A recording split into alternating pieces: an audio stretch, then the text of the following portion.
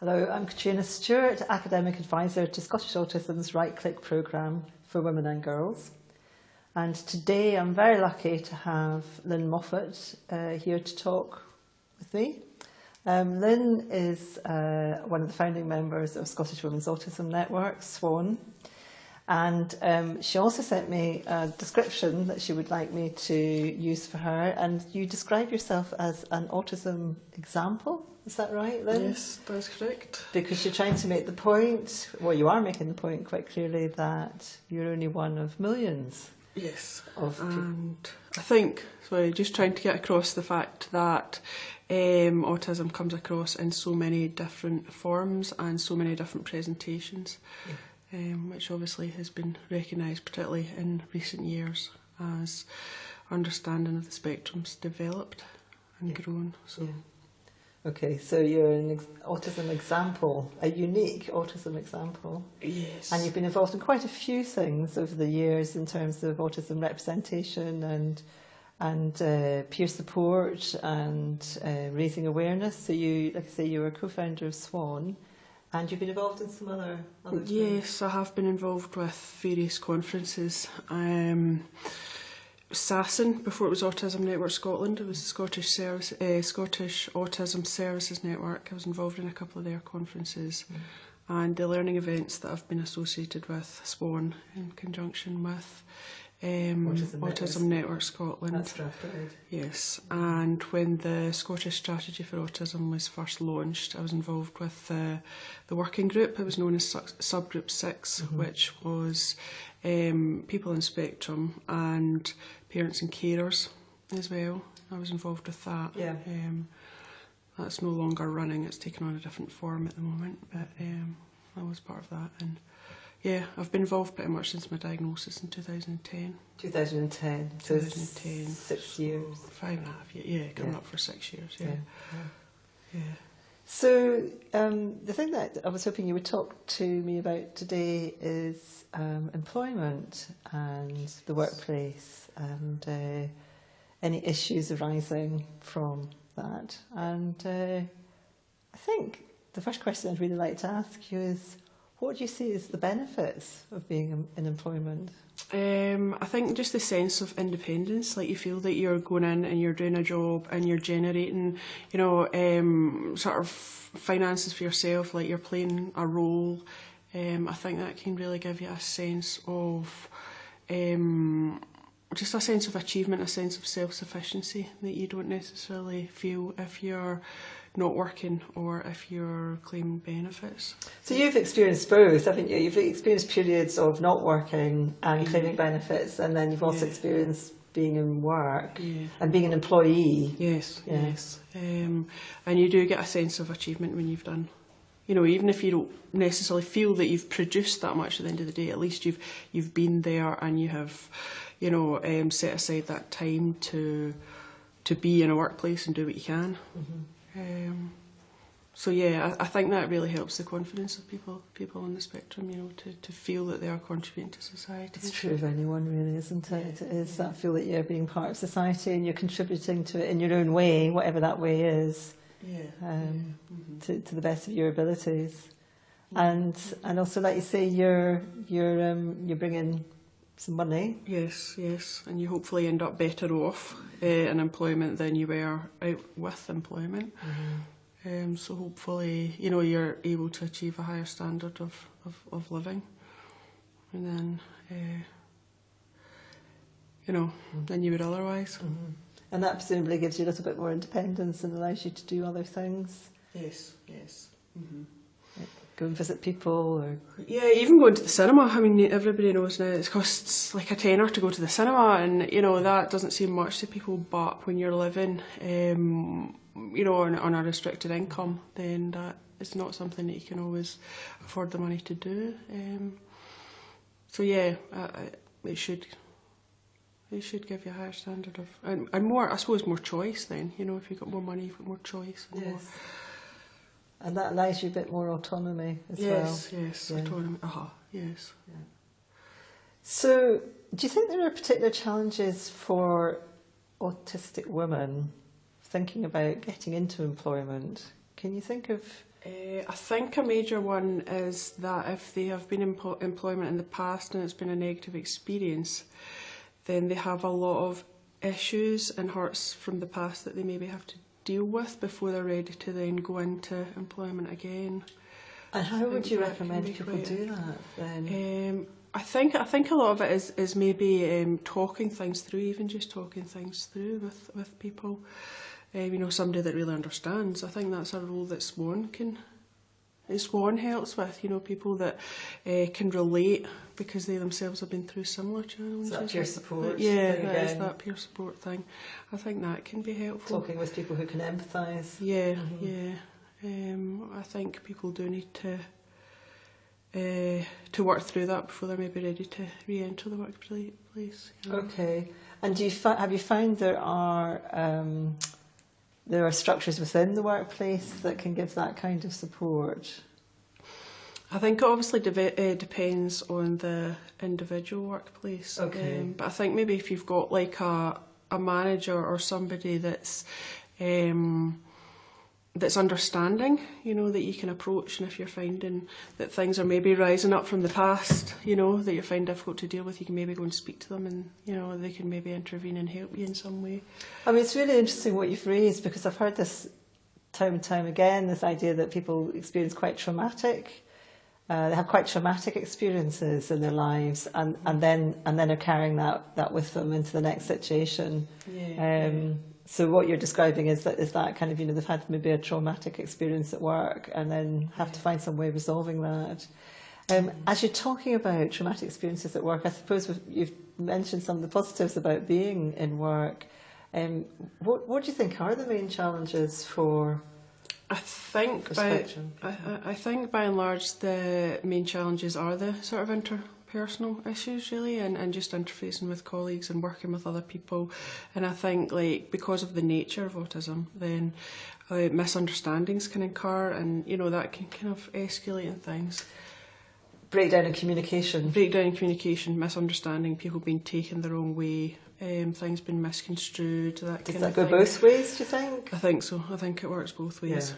It does work both ways. So the spectrum person misinterpreting perhaps what's been said to them, or? Yes, and the other way as well, where the person that's not on the spectrum is maybe misinterpreting the attitudes or behaviours of the person on the spectrum, and things can really escalate.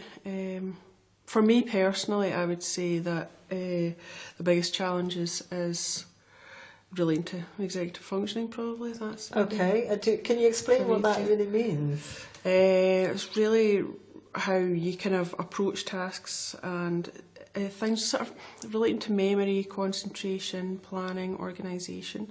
So I might have something to do, and it's beginning to then break that down and just start approaching it in a way that you can actually execute the task and get it done. I would say that's my biggest challenge. Well, you and a lot of other people, I think. Yes. Yeah.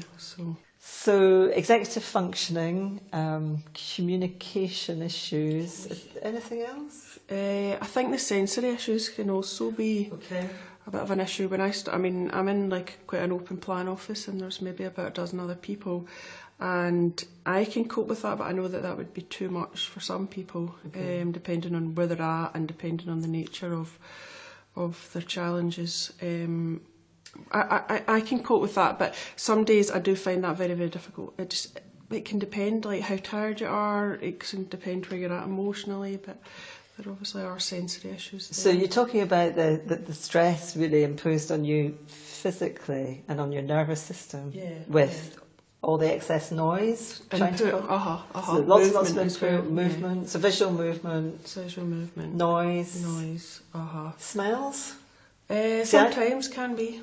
I used to commute for a while, and I found sitting in trains really, really hard, because sometimes people are wearing very strong perfumes and aftershave, and the other thing that really I can't cope with is when people actually put hairspray on in a train carriage or paint their nails. But obviously in an office people will do things like that. So yeah, people spray perfume or use hand cream or whatever. So there are challenges like that, but I find for me personally very much depends where I'm at. If I'm tired or whatever, then that affects me more. But like I said at the start, I'm just like one example, and I think for a lot of people, like that could be unbearable on a daily basis. You know, some people on the spectrum would just be completely thrown by that. You know, and then you might have an issue where if you do seek help or support, that perhaps some colleagues won't understand. So, for example, if you get a private corner, or you know, that could set up some resentment amongst colleagues. Have you come across that before? People not understanding. I think that can be an issue. It looks like you're kind of getting away with, you know, special treatment or whatever. I think, I mean, that's what you're going to get, like, with humanity in general. But nobody's actually said to my face. Do you get special support? I try not to, if I feel that I can cope. But I mean, there is sometimes I probably don't get.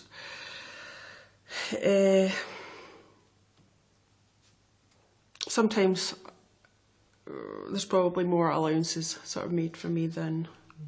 But if you don't get help and you don't get support, that costs you. I mean, I know you, Lynne, and you know, and I know that costs you because you do get very tired. So it can be a trade-off. It can be a trade-off against being unpopular and looking after your health. Yes. Or feeling, or is it more subtle than that? Is it more feeling that you're making a nuisance, or? Yeah, I can feel like I'm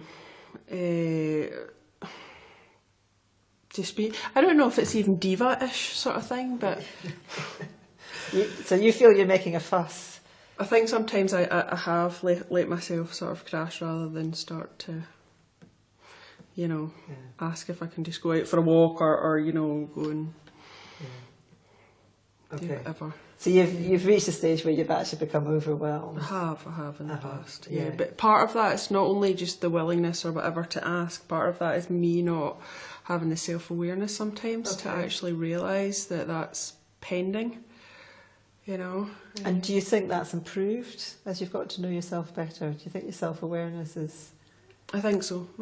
And again, that's something that comes from Swan, because as you talk to other people, you can learn more about yourself, and you know, you can think, I actually recognise that in myself now, whereas I didn't before, you know. But somebody else sort of giving their account, you know, really in their experiences, it can help you reflect on yourself and your own experiences. Because you can relate to it, and you can kind of go, oh right, yes, I do that as well.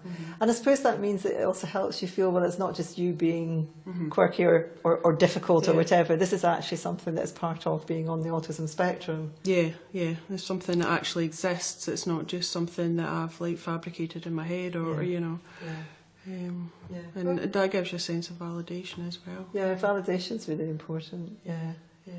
Okay, and does that help give you more confidence to actually do things to support yourself? Yeah, definitely gives me more sort of confidence, because I know that it is, like I said, like it is an actual thing. It's not just, you know, a me thing. Like it is something that's out there and that other people are experiencing, and it is valid. It is. Of course it's valid. It exists. Yes, it does. But it's invisible. So it's very hard it's really hard for people to see it. Yes. And that's one of the things that makes it quite challenging, isn't it? For both the individual to kind of say, as you have, oh, this is actually a thing. Yeah. I'm not making this up, this actually is a thing. And it's also then quite difficult for other people to recognise it. So because you can't quantify it. You know, it's quite difficult to me to you know, sort of thing. And put language to it as well, you know, to actually communicate it to another person that's not experiencing it themselves. It's that communication thing again. You have to have the relevant words, and they have to be interpreting the words that you're speaking in the way that you mean them. Yeah, no, I understand what you're saying. I do understand what you're saying. Yeah. And I think it can be particularly hard, can't it, for people on the spectrum to find those words to actually express. Yeah, and exhausting as well, when people have tried and they haven't felt that they've had much success. So that's actually quite a good place to kind of lead on to what you feel you have developed in terms of coping strategies. in terms of all the things that you've just described. So executive functioning, communication issues and sensory input. Yes, a big thing for me is my sleep, so I try and get a good night's sleep as much as I can. Okay. So I'm going to bed at a regular time and making sure that I get at least 8 hours. That's a big thing for me, because sleep's an issue and I tend to want to be awake past 2 AM. Well, it seems to be my circadian rhythm, which has been wired in since birth, but I know that that's not really practical. When you have to be in at work for... Well, I start at 10. I do start at 10, Yeah. but I'm up before 8 sort of thing, and I do need more than 6 hours. I think I try and write things down as much as possible. Like, if I've got a diary and any appointments or things that I need to remember, I write down in that. Lists? Lists, to-do lists. I love lists. I know some people don't like lists, but I do like lists, and you can see what you've got to do in front of you and then just tick them off. Well, sometimes I actually, if I get something done, I'll actually write it down on my list just so I can tick it, even if it wasn't on my list beforehand. Yeah, that can help you feel productive as well, rather than feeling that you've not done anything. You can actually look at that and think, Yeah, I have done those things. I have done at least one thing. Yeah. So. Okay, so writing things down. Yes. So that's for executive functioning. So anything else? I try, if it's something that I have to follow through, I try and print things off so that I've actually got a hard copy of something, rather than just trying to read it and store it in my memory or something, or try and read it off a computer screen. I like to try and print things off, and then I can highlight and annotate things.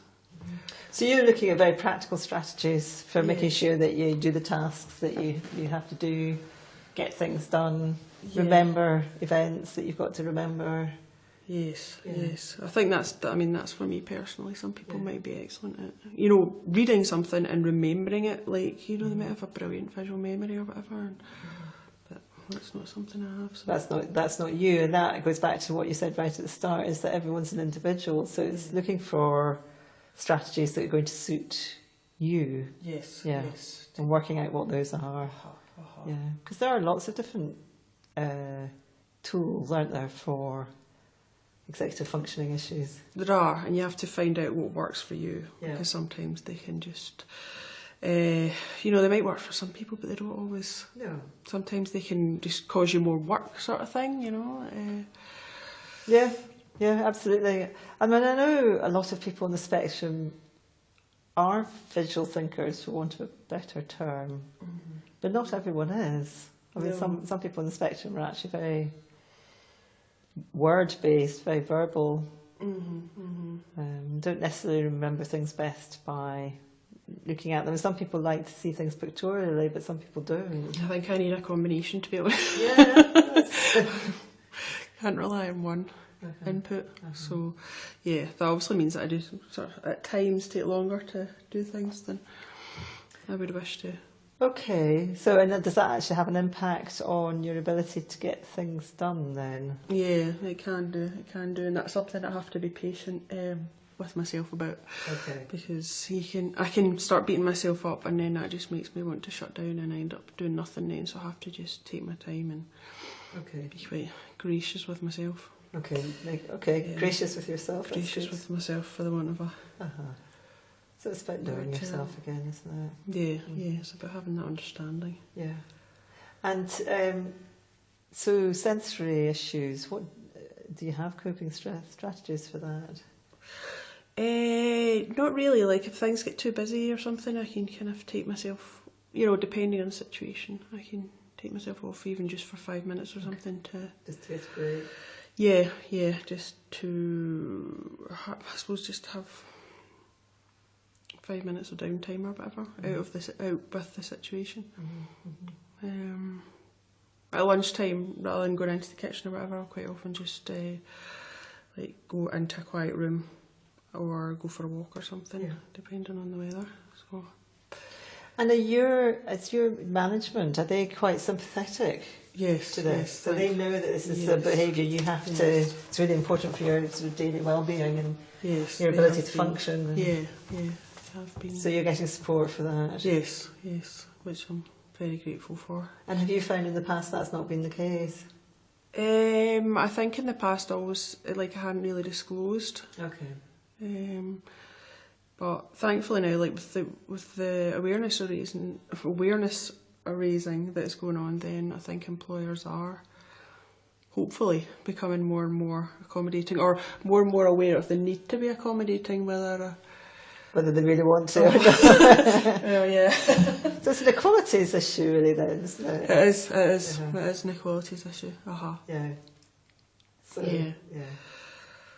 So would you say then it's better to be disclosed at work, in your experience? Yes. Again, I think I think every situation's different. Mm-hmm. I think some people, depending on their job, might not wish to. But for me personally, I think I'd much rather go down that road than not. It is a really difficult one, I think, and it's particularly difficult at the moment when people are under so much pressure and those people that are in work are quite often doing more than one job. And I was involved in consultations a wee while ago where, because of so much pressure on council resources, not locally, I have to say, so I don't think I'm giving anything away, but this particular consultation, we were talking about the possibility of some members of staff being on the spectrum. And how the chances are there would be, but because of the pressure that people felt they were under, there'd be a real reluctance to disclose. Just in case it caused them problems, which is a real shame, because actually this was an employer who actually was really seriously looking at ways of improving the environment for autistic people. So there was this kind of real, not contradiction, but tension between an employer who really wanted to do the right thing, but knowing perfectly well that some of their members of staff who might be on the spectrum would be really not confident about disclosing in case they ended up, in the great scheme of things, being discriminated against. So it's a real challenge, isn't it? I think it is, and I think it is very much an individual decision. I don't think somebody should be pushed into disclosing if it's going to be a very personal choice. Indeed. On the other hand, it's good to get awareness raised so that it becomes more normalised. Yeah, the stigma's reduced. Yes. And also just things like you were saying about peers, or not peers but colleagues at work, maybe feeling that people are getting preferential treatment because the issues that can be disabling. I'm not saying that autism is a disability, but there's some aspects in the wrong situation can be disabling. Is that fair to say? Do you think? Yes. But because they're not visible and not obvious, then it could be, unless people's general awareness is raised. Yeah. I mean, it can just look as if you're at it in some way, Yeah. There's a thing called, that people have been talking about, this idea of universal design, though, that an environment that is autism friendly is actually much better and much friendlier for everybody. So somewhere that's reduced noise levels and the lighting's not harsh and it's not filled with chemical scents, and all these things would actually make life more pleasant for everyone. So anyway, I just thought I would throw that into the it's interesting. But then I've kind of been in environments where everything that people knew to do to make it autism friendly was done, pretty much, I think. And then people on spectrum still managed to find things that were affecting them. So I think it can be very difficult to make an environment. I don't know what that kind of environment would look like. Okay, so you're talking about the fact that everyone on the spectrum is an individual, and it's very hard then to know what's the best thing to do. I suppose to make things okay for everyone, I suppose there is something called reasonable accommodation, isn't there? Yes. So just to say, before this goes out of my head, some people find that they cannot work in a deadly silent environment. Like, some people will be like, it's too quiet in here, and then they, want to generate. Can they not then put headphones on and play music? Yeah, maybe. But I think my point is that it's very difficult to please everybody. So it's on the spectrum, or NT or whatever. Or anybody, yeah. Okay, but you can do your best, I suppose. Yeah, it's about being reasonable, I suppose. Yeah, It's you know, everybody has to put up with some things, you know, it's never going to be. So moving on to strategies for communication, because it sounds to me, apart from anything else, that having that ability to communicate with your management and your colleagues, but especially the people that you're working for, is really, really important in this. Because your management accept that sometimes you're going to leave just to take 5 minutes out, and they understand the reason for that. But that's presumably because you've been able to communicate with them.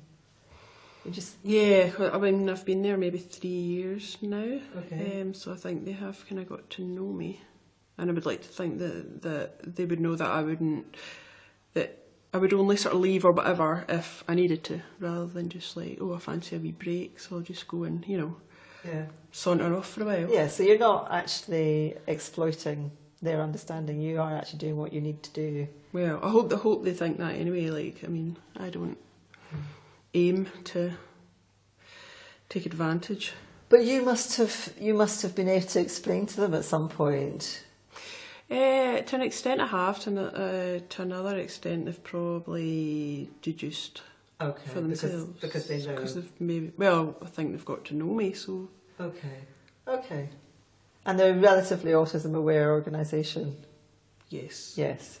One of the things that I've heard other people have said is, who maybe haven't disclosed in the workplace, but it's come up a few times, different women saying that they run into difficulties because they may be given a new task to do. Can you get this done because maybe someone's off work or whatever. And because they're quite perfectionist in their approach, they work really, really hard to produce something that's really, really good quality. But what's not been observed is the amount of effort that's gone into producing that piece of work. So they get asked then to do that task again. Mm-hmm. And what's not recognised is that actually they're having to put an awful lot of effort, and they're putting themselves under a lot of pressure to do this extra work to this really high standard. And then there's also means that they may end up working over lunch hours, which again, you know, has a knock-on impact on how their colleagues see them, or they take work home with them, and all the time they're putting themselves under a huge amount of pressure to produce really, really high standard stuff, and no one actually is recognising the amount of stress and efforts that's going into that. Does that ring any bells for you? Definitely when I was at school and things like that, I think I was putting an awful lot of effort into produce work that, you know, it was taking me a lot more effort than it would have taken certain other people to produce the same thing. I don't think I put myself under maybe the same sort of pressure now that I have more understanding. You've got a lot more understanding and self-awareness. Yeah. Okay, well that's really important actually, Lynne, because that does say a lot about the difference between gaining that self-insight and understanding. And being a bit more forgiving of yourself. Well, really. There's only really so long that somebody can keep that up, you know, that level of pressure on yourself before it inevitably, like, you will. Crash. Whether it's when you're a child, whether it's teens, 20s, 30s, 40s, whatever, then eventually something gives. And that certainly seems to be a common story. Yeah. So it's so you need to look after yourself, really. I think so. So any particular strategies for communication? I mean, again, do you think it's quite good to write things down? I mean, I've heard of someone who actually has a laminated card that she keeps beside her on her desk saying, you know, I'm on the autism spectrum and this may mean, you know, just a little. Yes. Certain people have come up and given me sort of instruction or whatever verbally, and then they've then emailed me to sort of reiterate it. Okay, that's good. So that, I mean, that is quite good, because I do like having it in written format as well, you know, as just being told it verbally, you know.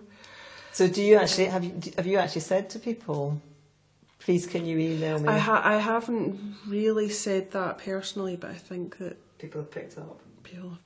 That's a good way to go.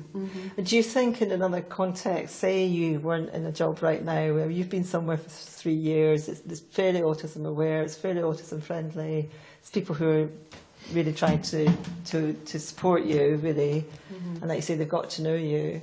But do you think if you were in another context it would be worthwhile actually writing some of these down and presenting them to colleagues, or do you think that's a little bit too formal? Again, I think it very much depends on the job and the situation and things.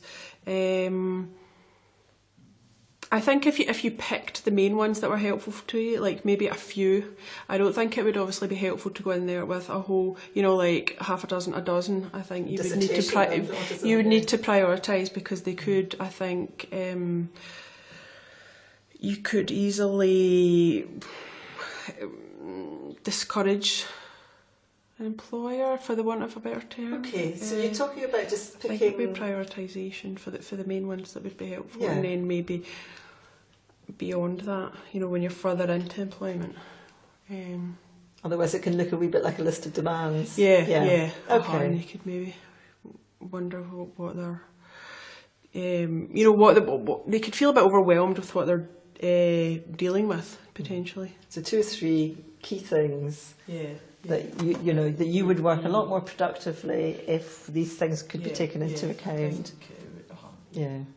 So, for example, you might occasionally leave the room just to go and get a breath of fresh air and walk around the block, but it doesn't mean or whatever it is. I think you would pick the main things that would just, it's that whole thing, like if the pressure's kind of building up in the pot, then, you need to lift the lid off for a minute. So what are the main things that...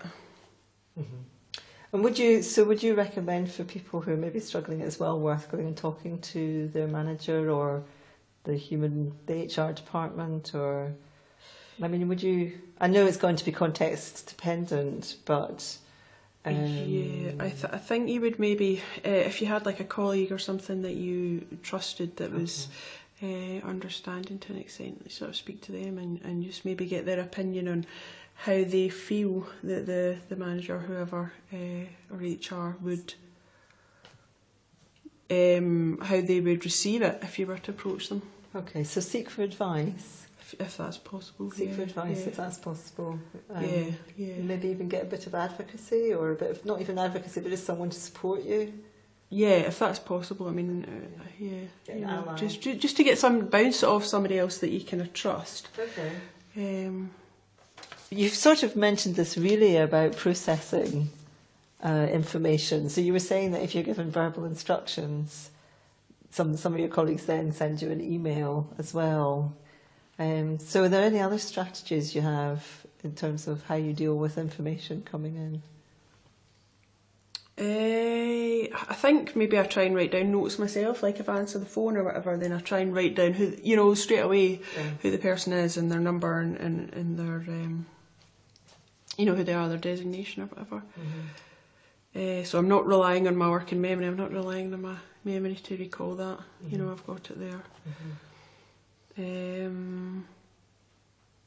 You can certainly send reminders and things that come up on the screen that can be helpful if you tend to lose track of time or whatever. So that's using software on your computer to actually give you trigger, little reminders. It flashes up on the screen. So is that Microsoft?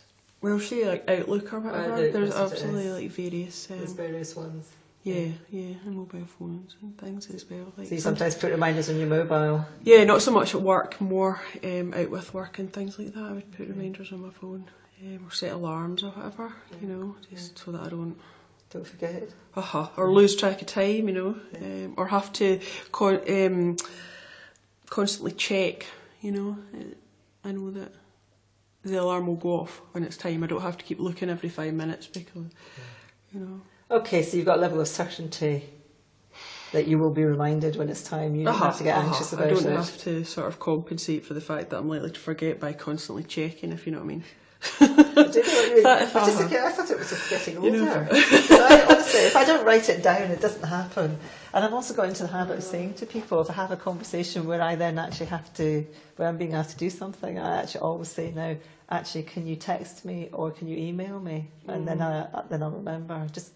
And the other thing I've noticed, now who is it? Did someone recently kind of made the point of saying, if I don't get back to you, please do prompt me, because there is that thing about it sometimes with spectrum people, they do need to be asked several times before, actually taking on board that this is something, and it's not out of disinterest, it's just that processing thing again, isn't it? Yeah.